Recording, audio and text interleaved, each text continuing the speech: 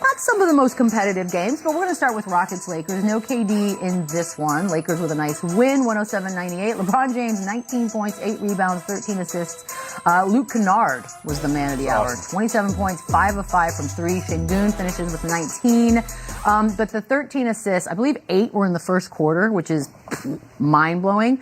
But Derek Fisher said that LeBron is in his Magic Johnson era and that the Lakers could still win a title with him leading the way. That is a heck of a statement, Boogie. I mean, winning a title is one thing, deep playoff run maybe. What would you give him? I agree with the second part as far as, him playing at this level, obviously with, two of the other main starters out. I think this is only a plus for the Lakers, especially with him having to carry the load as of right now. But say he's in his Magic Johnson era, it's kind of a knock to LeBron. Nothing against Magic, but I take it as a knock to LeBron. This is a guy that's proven since he stepped foot in this league to be one of the greatest playmakers to ever touch the floor. So, and it's kind of funny because this was something that was kind of frowned upon early on in his career as being the guy that likes to make the right play, being the guy that gets everybody involved, making the guys around him better. And we fast forward to 20 years in the league, 20 plus years later in the league, and he's still doing that exact same thing.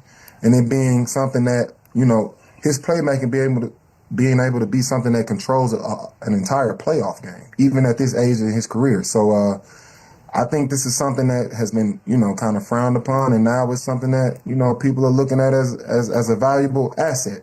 Which is mind-blowing to me. But this is something that he's done time and time again. This is part of his identity as a basketball player. I think that's why we can sit here and say this is one of the most complete basketball players to ever play this game. And I think he proved that once again the other night against the Rockets. So, credit to Bron. And it's just incredible for him to be at this stage in his career and still be able to have an impact on the game. Not with it just being about scoring 30, 40 points, but, having 13 assists, 2 turnovers, and being a playmaker and controlling an entire playoff game. So credit to him. Yeah, it's true that the media in his career has been critical over him almost being too passive at points and not wanting to, making the right play or wrong play at the end of a game, not being aggressive, trying to score points. But to me, the most impressive part is just how many different roles he can fill. Like he can be the aggressive guy and go get you 30 points. He can play, small ball where he's the 5-man. He point forward like Team USA kind of guard. Like last night, not last night, 2 nights ago, you could tell he was just trying to get everyone involved. He was trying to get guys going early, knowing that their 2 best scorers are out, and it worked. Like you can get Vanderbilt a wide open shot here, get him going. It's a real tone setter. Spoon-fed Rui and DeAndre Ayton, who had really, really good games, and obviously Luke Kennard was just fantastic shooting the basketball. But this is the version of him that they need, and it changes every single night, and he continues to play his role at a high level. Would you say he's like a chameleon out there? He is whatever they need him to be. He is. I'm about to say you can make that point because if Austin Reeves and Luka's in this lineup, you're going to see a different version of Bron. You're not going to necessarily see him be as aggressive on the offensive end and getting people involved because they wouldn't need him to get guys involved in being in the position that he is with those guys on the floor. So it was impressive just to see that. And also in a playoff game, like Houston got to take a stand, right? Like they allowed them to do everything comfortable, and we'll get into that conversation as well. But a guy having 8 assists in the first quarter, that sets the table for Rui to get involved. Now Luke Kennard can get some confidence. You got Aiden that was just in the right spots and was able to eat off of that as well. So it was just a great game. And like we said, the things that we criticized Bron for, now we give him the credit for it. But he was able to just make plays for everybody and set the table, and his game management is off the charts. Like, this is somebody that we've always seen in the postseason be able to manage games from quarter to quarter, from scenario to scenario. He just knows how to go out and do what needs to be done. Had the highest plus minus on his team at 41 years old. It was super impressive to see. I think those 8 assists in the first quarter, if you were kind of half paying attention and you looked up at the screen, A, thought it was a typo, but B, it was just like, oh, so this is how we're going to do this. And if you're the Rockets, you have to be thinking, are you kidding me right now? But here's the thing, 41 years old, game 1 performance, not too shabby. What's more impressive, that, Lou, or that he gets to play in a playoff game with his kid? Oh, she did. It's the performance. You know, obviously, every time that he and Bronny are on the floor together, it's going to be something to talk about. Like that's super impressive. But it got to be the performance, right? We went into this series saying that without their two top guys, and that sounds crazy when we're talking about LeBron James and talking about two other guys being the top guys, but.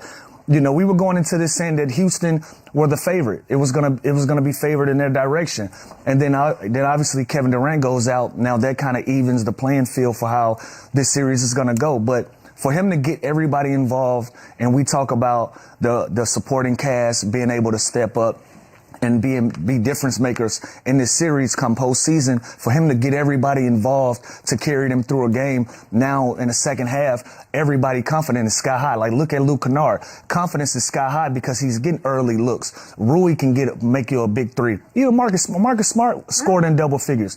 Everybody was able to make big contributions based on the confidence that LeBron gave them by sharing a basketball and getting them involved early.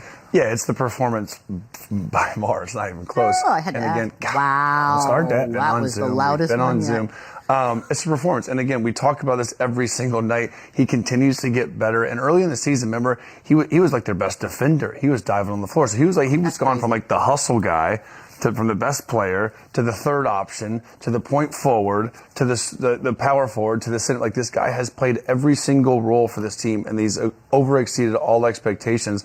And now they got a great 1-0 lead against a team who they were underdogs against. And obviously Kevin Durant goes down. We didn't expect that to happen. No, but we didn't. He's missing two of his best players as well. So I don't want that to be the story that's why they won. Like LeBron is at more of a deficit without Reeves and Luka than the Rockets are without Kevin Durant. So obviously that changed the trajectory of the game. But it shouldn't, because the Lakers are missing two best players. They're missing one. So like if we want to play that game, the Lakers are missing more. But it's just truly unbelievable what he did. And again, game two could be a different, complete situation than when game one. And we can see him go off for 40 and have no assists. Like that's just how good and how capable LeBron James is still at this point of his career. The KD thing, Boogie, was so. I had friends on their way to crypto that were about to drop many, many dollars on. And as soon as the KD news dropped, they're like, not even worth it. So let's talk Rockets, shall we? Because on that side of things, Charles Barkley said that the Rockets were awful to watch, and Kenny Smith said they did not follow the game plan.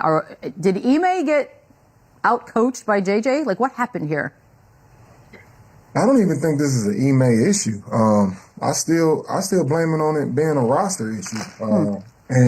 And at this point, I believe Kevin Durant deserves even more credit than he's received this season. I think his talent, his experience, and just his overall play this season has covered up a lot of their shortcomings. And we talk about a guy like LeBron being able to control a playoff game with his playmaking ability. Just imagine if this Rockets team had an actual playmaker on the floor. We've been talking about it all year.